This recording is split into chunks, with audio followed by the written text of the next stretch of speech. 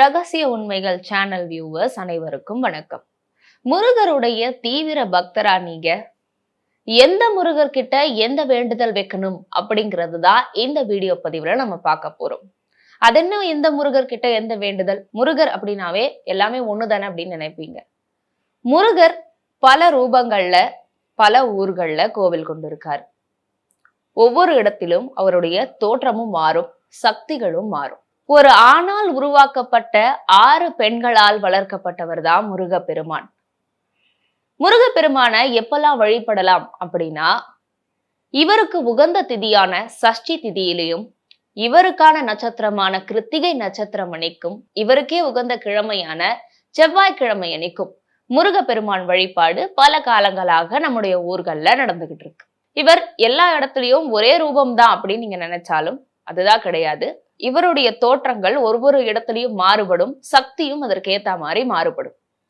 நீங்க முருகர்கிட்ட ஒரு வேண்டுதல் வைக்கணும் அப்படின்னா ஒரு போட்டோ வாங்கி வச்சு அங்க அந்த முருகர்கிட்ட நீங்க வேண்டுதல் வைப்பீங்க.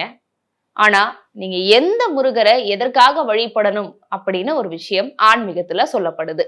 பொதுவா முருகப்பெருமான் வழிபாடு எதற்கெல்லாம் உகந்தது அப்படின்னு பார்த்தோம்னா, கடன் பிரச்சனை தீர்வதற்கு, அதே மாதிரி வீடு கட்டும் யோகத்துக்கு, திருமண தடை நீங்குவதற்கு, இப்படி நிறைய காரணங்கள் சொல்லிட்டு போலாம். இந்த மாதிரி எந்த பிரச்சனைகள் இருந்தாலும் முருகப்பெருமான் வழிபாடு இதற்கெல்லாம் சிறந்தது. முருகப்பெருமான் 3 தோற்றத்துல காட்சி கொடுக்கிறார்.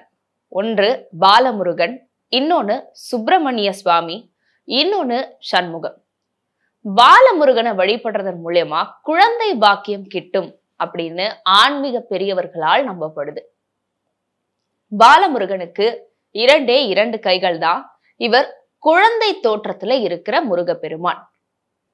அதனால யாருக்கெல்லாம் குழந்தை பாக்கியம் வேணுமோ அவங்க கட்டாயம் பாலமுருகனை குறிப்பா வழிபடுறதன் மூலியமா கூடிய விரைவில் குழந்தை பிறக்கும் அப்படின்னு நம்பப்படுது.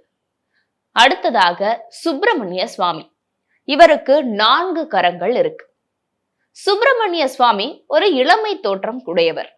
சுப்பிரமணிய சுவாமியை வேண்டுவதன் மூலியமா ஒருத்தவங்களுக்கு திருமண தடை அகலும், சீக்கிரம் திருமண யோகம் கைகூடும் அப்படின்னு நம்பப்படுது.